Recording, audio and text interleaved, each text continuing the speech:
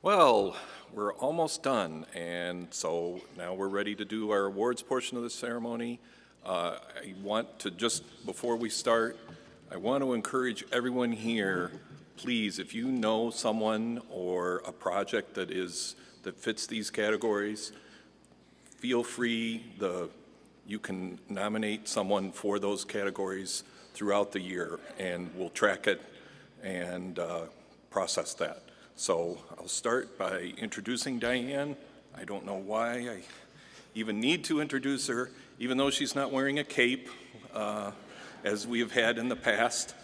Close, it's just on the bottom half. But she's been with ASFPM for more than 35 years, almost from the very beginning of the association.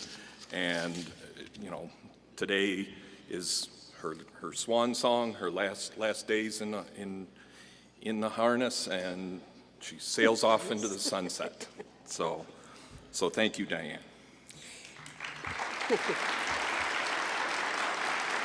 And Jerry has been our awards committee liaison for several years now, and we put him on the stage a few years ago here. So it's kind of nice to, as we've changed around with who and how we do awards, Jerry has been doing it with Allison Harden the last couple of years.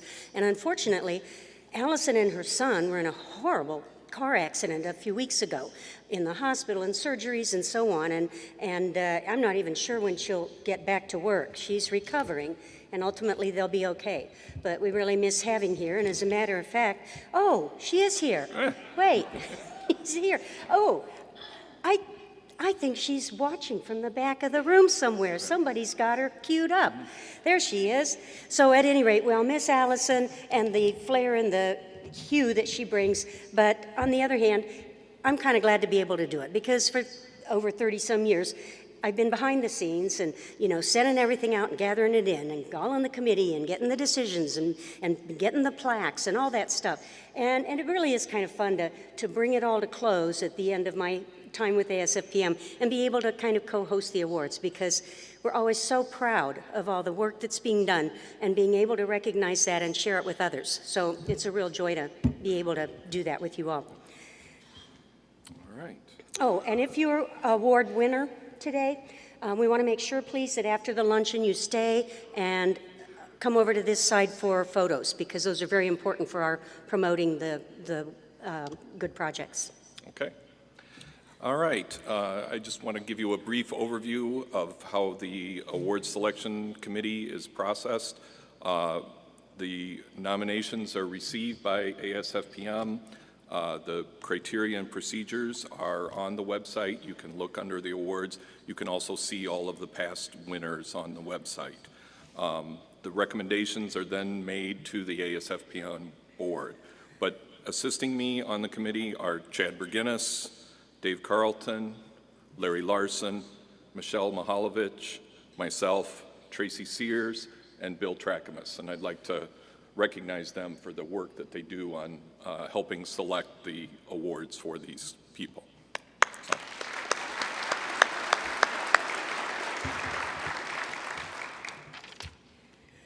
So I follow a long line of various, for many years, our awards were emceed by a past chair. And Doug Placencia has done it, and Dana Curdy has done it, and we kind of just moving through. It's one of those things that once you find somebody, like Steve McMaster said, once you find somebody that can do something pretty well, don't let them go. So if awards interest you, I'm sure Michelle, who is now doing all the coordination in my stead, would be happy to have people who are interested in this to help her out with things. And it really, you hear great stuff that gives you good ideas.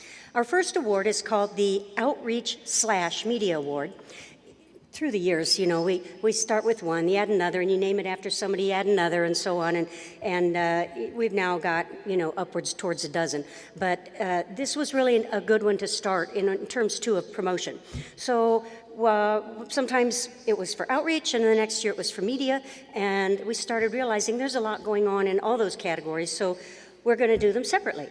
So the first one is the Media Award, and then there'll be an outreach separately. So if any of you here haven't heard of Hurricane Harvey, you're probably at the wrong conference. Yeah. Harvey was a devastating hurricane for the Houston area. We heard some really great information and motivating stuff about that Tuesday morning from Judge Emmett, who was here to speak with us about their struggles and their plans. It caused $125 billion in damage, displaced more than 30,000 people, resulted in 17,000 rescues, 69 direct deaths. Awful. But even before that, major flood hit the area in April of 16. So they were still recovering from that while they were still recovering from May of 15. So when you put all that stuff together, and the coverage of the media as that ramped through, they knew that it had to go deeper after Hurricane Harvey, and they had to get to some real messages that people could take to heart. So they looked not only at why flooding kept happening in the Houston area, but what policies, what laws, what development restrictions, or lack thereof, might be holding back. So they began to tackle big issues. The build, flood, rebuild, flood issue. Insurance elements, building in flood pools, environmental damage from chemicals during Harvey, and how stricter building codes could have lessened the damage. This newspaper not only educated the public, but educated city and county leadership, and they've all enacted higher standards since Harvey blew in. This year's Media Award winner made a difference in its community, and for this reason, the Houston Chronicle is the 2018 Media Award winner. Unfortunately, the paper wasn't able to send a representative, so let's just give a great big hand to the Houston Chronicle.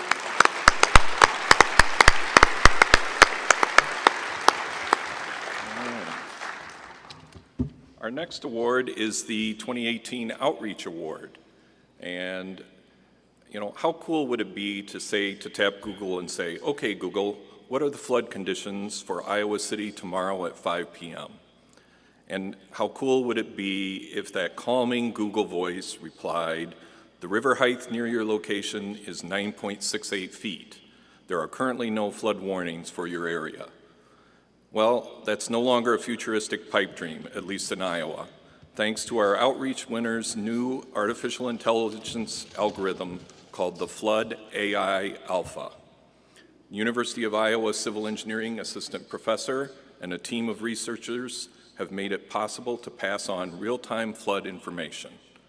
Of course, getting vital flood sensor data into the hands of local officials, floodplain administrators, and emergency managers is the primary goal, but also the general public is a target audience, which is why they tried to minimize the technical detail and jargon to make it usable for everyone.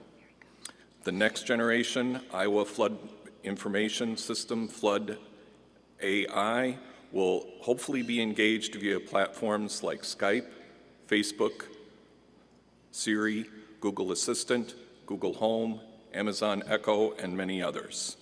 And because of this groundbreaking algorithm, our 2018 Outreach Award goes to Ibrahim Demer, who made the trip from Iowa to accept this award.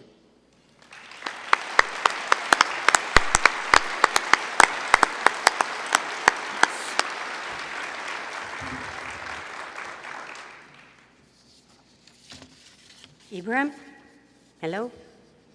Did he make it? There he comes. Yeah. Come on over here. And our chair, Maria, and our deputy director, Ingrid, will pose a picture and give you your prize. Thank you.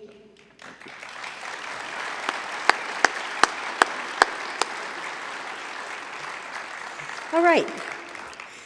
John Jack Schaefer was a stalwart in the industry back in the earlier years, Chicago area, and just a landmark person in terms of, you can read on the screen, what it says about why this award was named after him and why there's so much importance to having a floodproofing award. So this year's recipient of the Schaefer Award for Excellence in Floodproofing honors a man who's worked more than 35 years as a practicing engineer throughout the United States and abroad on studies and projects related to coastal construction codes, flood loss estimation modeling, flood-resistant design, post-storm damage investigations, flood hazard mapping, coastal zone management. He uses his knowledge of construction and forensic studies to improve coastal hazard mapping and building design, and his flood hazard mapping knowledge to inform post-storm damage investigations. Most recently served on a FEMA mitigation assessment team in Florida following Hurricane Irma. That focused on the performance of coastal construction and buildings that were dry flood-proofed. He's typically a lead instructor for the FEMA Coastal Construction Manual and teaches a course at EMI every year. He's also the engineering member on the FEMA Technical Mapping Advisory Council, aka TMAC. He served on the American Society of Civil Engineers Standards Committee. He's probably beginning to figure out it's him, because there's not many people that have done all of that. And he was on the flood-resistant design and construction since 1996 and chair since 2006. His work, research, instruction, and development and guidance have helped establish accepted procedures, practices, and constraints of floodproofing, as well as lead field investigations to enhance the awareness and use these procedures and methods to do better. And isn't that what we all need? We just need to figure out how to do better. So, as a result of all this advancement in flood-resistant design and construction, we are so pleased to say, Christopher Jones, come on up here.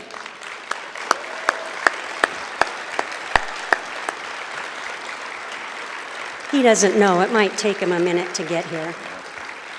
Christopher Jones has his own company, Christopher Jones and Associates in Durham, North Carolina, hence all the coastal issues. And Chris, we're just pleased to see you come here and get this worthy award. Okay, go ahead.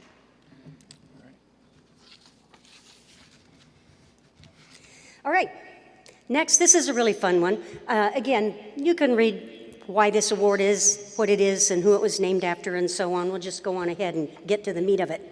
This is our local floodplain management rock star, and their big prize is that we pay their expenses to come to the conference. So I'm just going to put in the plug now. If you know a local floodplain manager who maybe doesn't have the budget to come to the conference, but man, they're doing an awesome job, go on the website and nominate them for this, because truly we pay their transportation here, their hotel, the registration, we cover some of their meal costs and so on.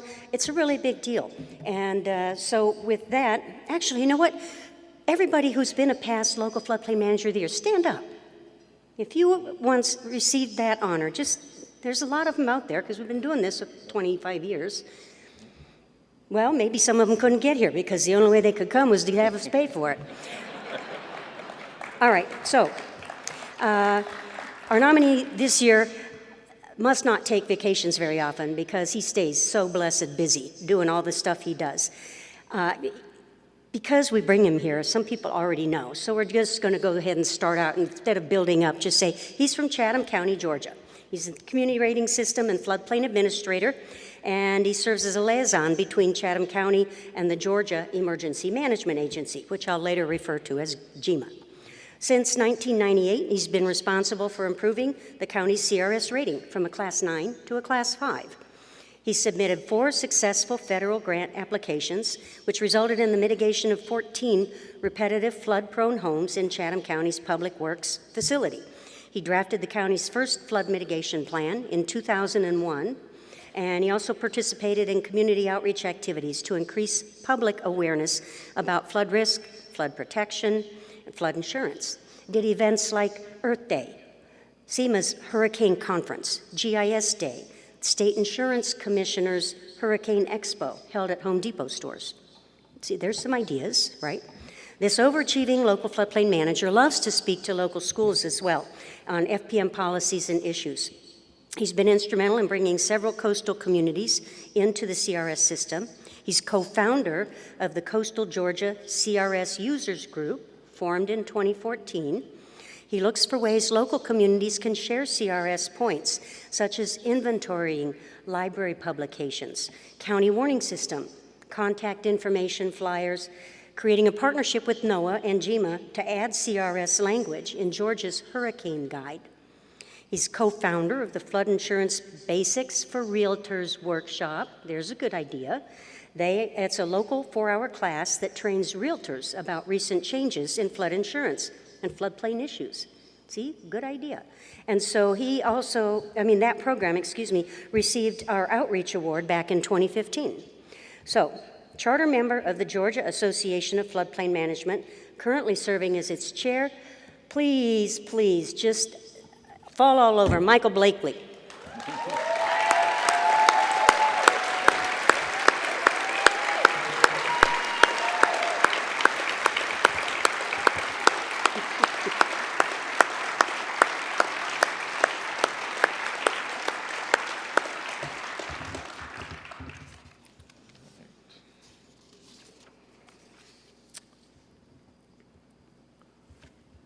All right, our next award category John, will you make your way up here?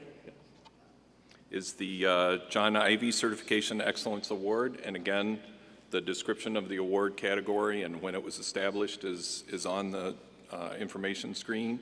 And then, so we'll proceed with that. And John is here actually to help assist and present the award to this award winner. So the first thing I'd like to do is let's have all the CFMs that are in the room raise your hand. See, almost everyone. Oh, sorry, me too. So we have over 10,000 CFMs in the U.S., in part due to the folks that have won this award, and it recognizes exceptional efforts to promote the professional certification to floodplain managers. And the path to getting a CFM is as varied as the number of craft beers that you can buy in Wisconsin. Obviously not written by me, but you know. The story begins after a historic flood in Nashville in 2010. Somehow this person wasn't even aware of the Association of State Floodplain Managers, but since his department was in charge of managing and permitting the rehabilitation of 6,000 residential and commercial properties, he relied heavily on the resources provided on the ASFPM website. He also discovered that during the recovery year, ASFPM was having our national conference in Louisville, Kentucky. He attended that conference and took and passed the CFM exam. Since that time, he's been a regular fixture at our conferences. He's played a leadership role in the Tennessee Association for Floodplain Managers, where he teaches a floodplain basics class twice each year since his certification as a CFM. This has led to the number of CFMs in Tennessee growing from 51 to well over 100. At Nashville's Metro Water Services, he works as an assistant director for the Stormwater Division. He's constantly reinforcing the importance of the CFM program. Under this nominee's guidance, MWS has offered annual training and refresher courses to the engineering staff members, which has led to the certification of 11 additional staff members. That's more than 60% of his staff. So this 2018 John Ivy Award for superior efforts in certification goes to Tom Palco.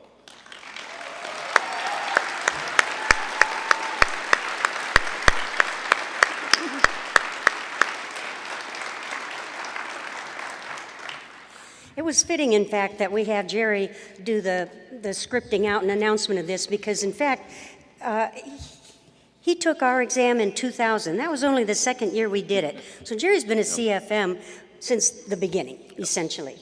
And I know he wears it with pride. Yes. Never ever thought about not renewing every other year. So don't do that. All right, next, James Lee Witt. And it's for local program excellence. And we started out with state programs. Well, the association started out with only state members. If you wanted to come to anything or get the newsletters or be or do anything, good grief, you had to go start to work for the state. Finally, we wised up and had a bunch of people getting after us and say, well, we want to be a member and have a vote too. So we created associate member categories. And finally, after a number of years, we got rid of all of those. So really putting all the local efforts forward has been a big part of the early growth and development of ASFPM. That said, Dubuque, Iowa. Nope, wait a minute. Yeah, that's you. Go. So this is the James Lee Witt Local Award, and this award winner is Dubuque, Iowa. It's a quaint river town located on the Mississippi River. It's experienced many disastrous floods over the years. In particular, the B Branch watershed, more than 50% of Dubuque's residents live or work in this area, and it's been hard hit between 1999 and 2011 due to flash flooding. They've had 6 presidential disaster declarations, almost $70 million in damage during these events.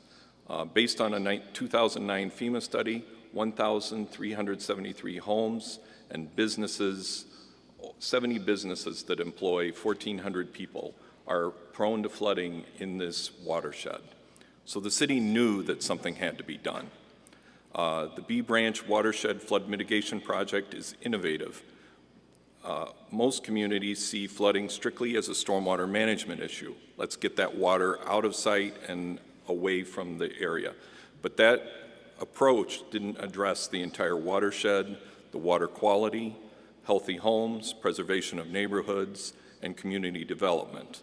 So the B Branch Flood Mitigation Project accomplished all of these items through interconnected infrastructure improvements.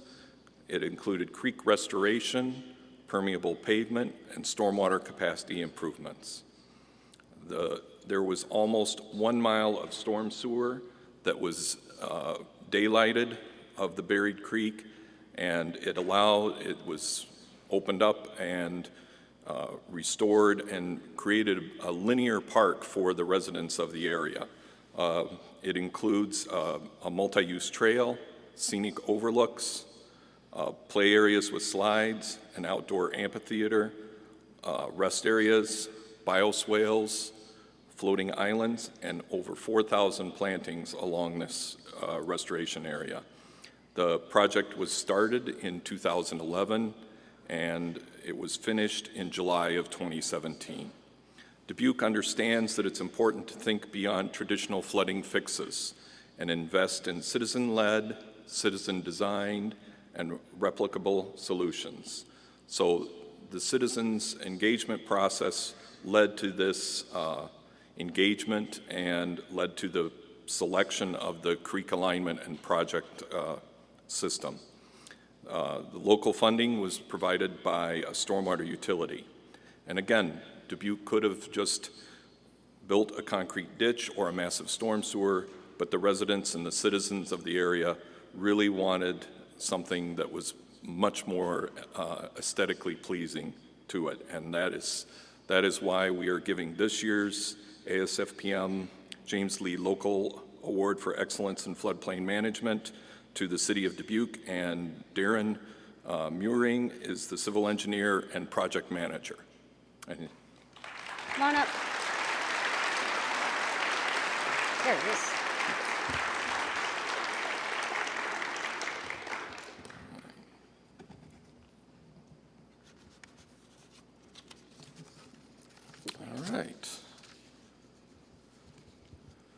All right, the next award is the Tom Lee State Award. And again, the description of the award is there. And this recognizes a state-level project.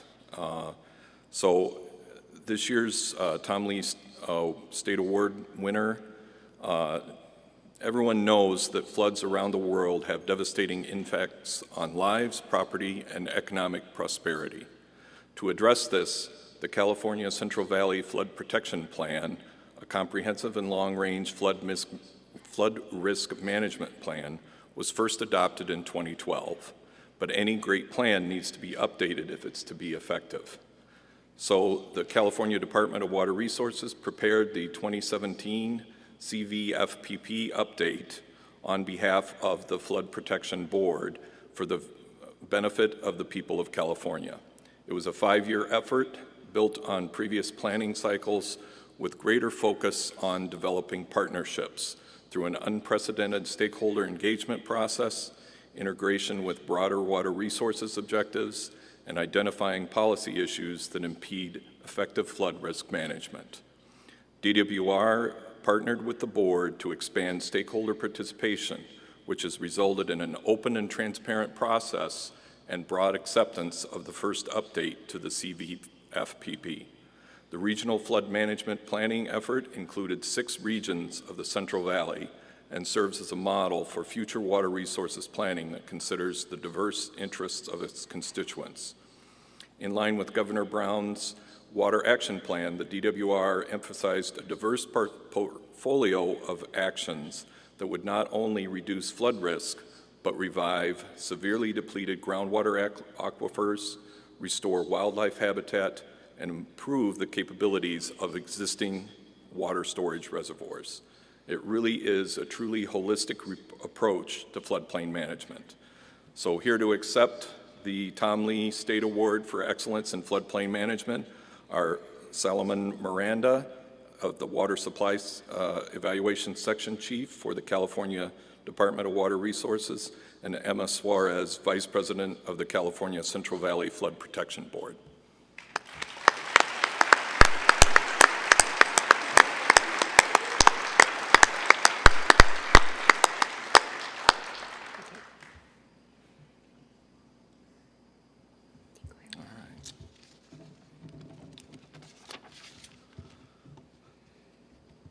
So as I started at this program, you know, we definitely encourage everyone to submit nominations, and this year we did not have any of the 37 chapters that submitted for the Chapter Award of Excellence.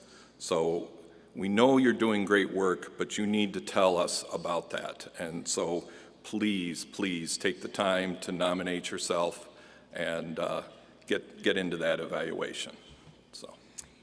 All right. Our next category is our newest award, I believe, Meritorious Lifetime Achievement.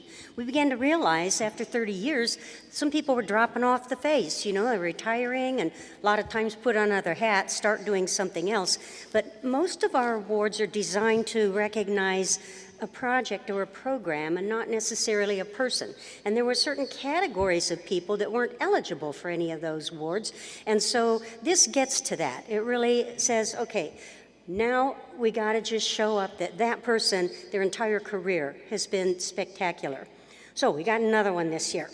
This person's made so many contributions to the floodplain management profession, it'd take the entire luncheon to list them all. So we'll just highlight a few. Strong leadership in the FPM field that numerous floodplain officials, contractors, consultants follow the example. This leads to a more dedicated and educated and devoted group of individuals who promote sound floodplain management.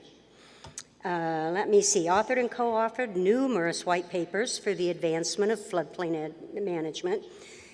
Through the 1980s to early 90s, worked for a state DNR, Division of Water, hence focused on preserving the natural and beneficial functions of floodplains. From 93 to 95, might start getting a clue now. Look around to see who's looking nervous. Lead author in developing the Flood Mitigation Master Plan for the Maumee River Basin Commission, which received our James Lee Witt Local Award for Excellence in 1999. In 95, this person developed the Uniform Floodplain Ordinance Language for Floodplain Management and Stormwater Erosion Control Management for the Maumee River Basin Commission. These two documents were accepted by the Indiana DNR Division of Water as the minimum floodplain ordinance for the state of Indiana. The following year, person became the founding chair of the Indiana Association for Floodplain and Stormwater Management. In the early 2000s, was elected as ASFPM's District 2 Chapter Director, and later became our technical pod, and a heck of a lot of you now know who this is. Devoted career to floodplain management, led by example. Siavash Bake, get up here.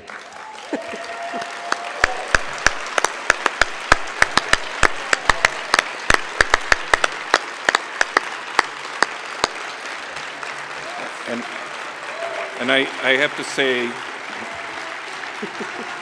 Woo!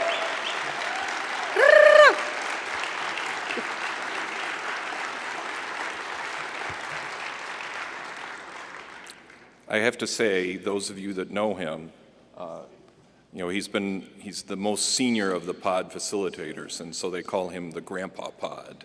So That's right. And Siavash is the vice president and principal engineer at Christopher Burke Engineering in Indiana. all right. Our next award is the Luthane Award, and again, Jerry Luthane is here, and he's going to come up and help with the presentation of this award.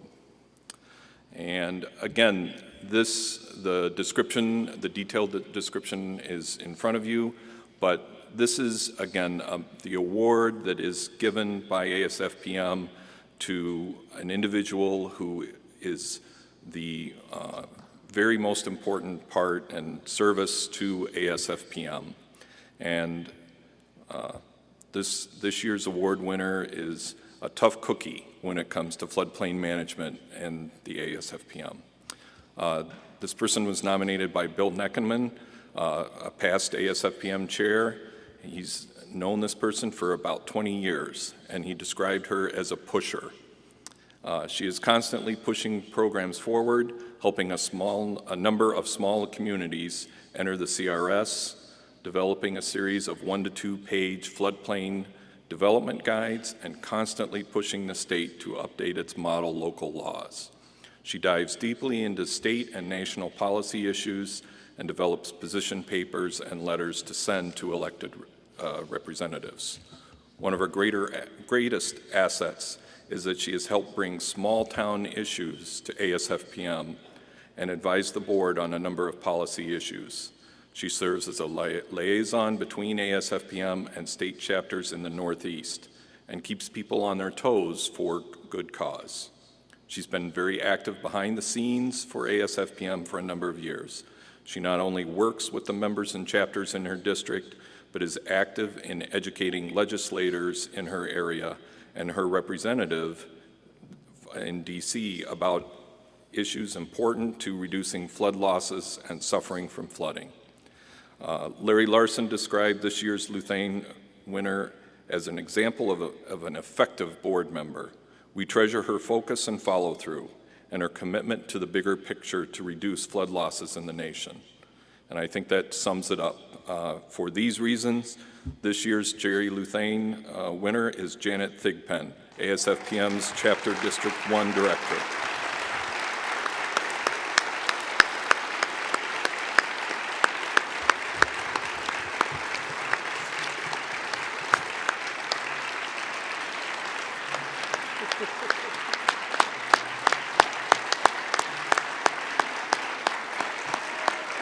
Don't cry, Janet, don't cry.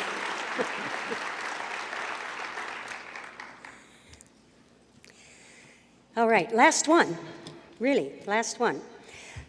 The Goddard White Award is our highest award, and it's for national, broad-reaching influence and effect in turning the nation around when it comes to protecting and saving property and lives.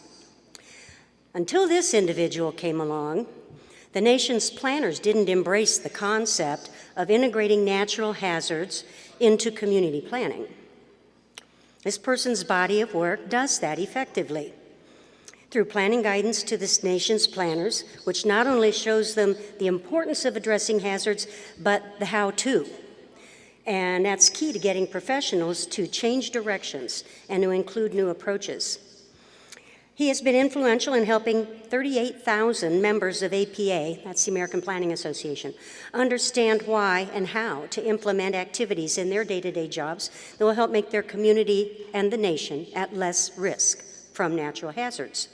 Not only that, he networked with many other national professional organizations to promote these policies and programs.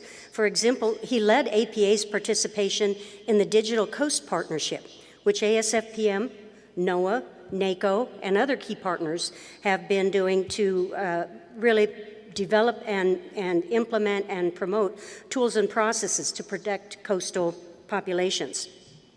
Things like coastal storms, sea level rise, erosion, etc.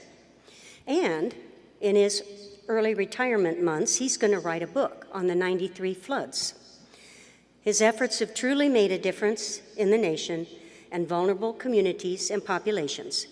He's truly a leader in his profession and in helping the nation manage risk to flooding and other national hazards. So let's please stand and acknowledge planner extraordinaire Jim Schwab.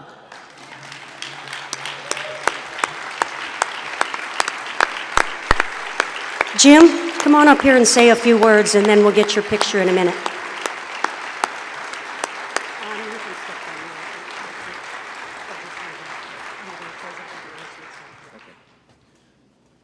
Look at you.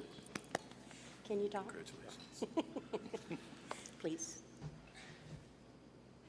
You know, we're all supposed to be prepared for things, and I'm not. Not this time. You really caught me off guard. Moved. Thank you. It's been a real pleasure and an honor over all these years to move this whole field forward in ways that I never anticipated when I started my career. And the opportunity in particular to develop a partnership between American Planning Association and ASFPM that has really matured and blossomed in the last several years, from the work with FEMA on the subdivision report, to Digital Coast, to current ongoing work with NOAA on capital improvements and incorporating climate resilience. You kind of look back and you say, wow, did we do all that? Did we make that much difference? And I guess I just woke up and realized maybe I did, yeah. But I'm not alone by any stretch of the imagination. There were a lot of people working with me over all those years, and I owe an awful lot to an awful lot of people who educated me on a number of subjects. And it's a special moment. Thank you very much.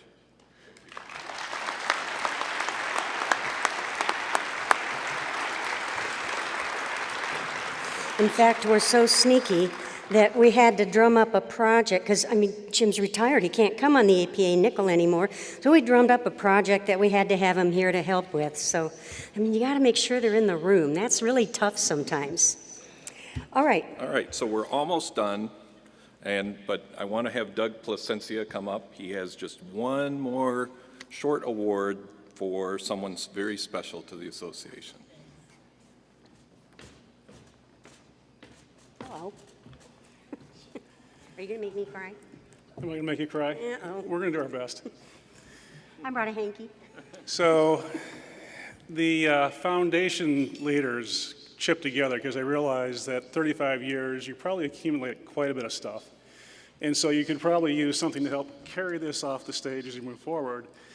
But there's a benefit, Mike, you can participate too. There's actually 2 USB chargers in here for your phone, so when you're waiting for planes, you can charge up and be ready to go. So, but before I present this, we did a poll amongst the leadership, and we wanted to come up with your walk-off song. Oh, no. Another one bites the dust? No. Well, that was actually number 4, was Another One Bites the Dust. For those who haven't been here, that's usually the ending theme song Thursday evening. The third was Hit the Road Jack. That's good. That's good. The second vote getter was Leaving on a Jet Plane. That too. And the winner is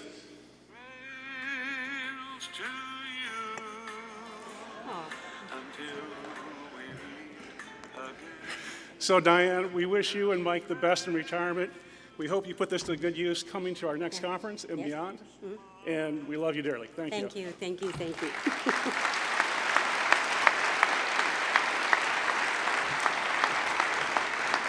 It's pretty slick. A couple of perfunctory announcements, and then I have one last word. And that's amazing. I actually get the last word. Woo. Okay, so first of all, new board members, which means some of you are old board members, but you're also new board members too. So we got to get your picture over here. So if you're a board member, please, please stay and come up right away so you can get on to your other things. Some of you are probably moderating a session. The award recipients, like same. We want to make sure that we get that captured and get those promoted on our website. So if you're anyone that received an award here today, hang out with us for a minute. Any program changes? There aren't any program changes this afternoon. Just follow your pocket guide. But remember to submit your abstracts for next year. Bid winners, if you got a silent auction bid, please come and pick that up because we have to pack out the truck this afternoon and we don't want to take it home. We want you to have it. Well, we want you to pay for it, but anyway, so, and that, by the way, is go through the food court, all the way down the farthest hall. They put us in the back 40, so that's where it's room 132A. What, I should know, I've been in it all week. Let me see. The afternoon sessions, the Arizona Science Center tonight, going to be really interesting and fun. There are still tickets available, Anita? Yes? Okay, so you can go to the registration desk up there by that north door closest to the hotel and still get a ticket for tonight if you don't have one. And we'll see you in Cleveland next year, the third week of May. And Jason, I'll take that picture now. My husband and I drove out here in our 27-foot RV, which we call Mort, because when you say motorhome 5 times fast, it comes out Mortimer, Mort. So we got our little doggie, and my girlfriend is keeping the doggie in the RV, and we're going to climb in that this weekend. Yeah, that's the one. And we're going to head out through 6 weeks. So, you know, when you're 66 and it took you 36 years to get here, and you can go for 6 weeks and you can go to 6 states, and that's what we're going to do. Up through the Pacific Northwest into British Columbia, across home through Canada. And so we're really looking forward to that. I have to say, it has been my life and my pleasure to serve all of you.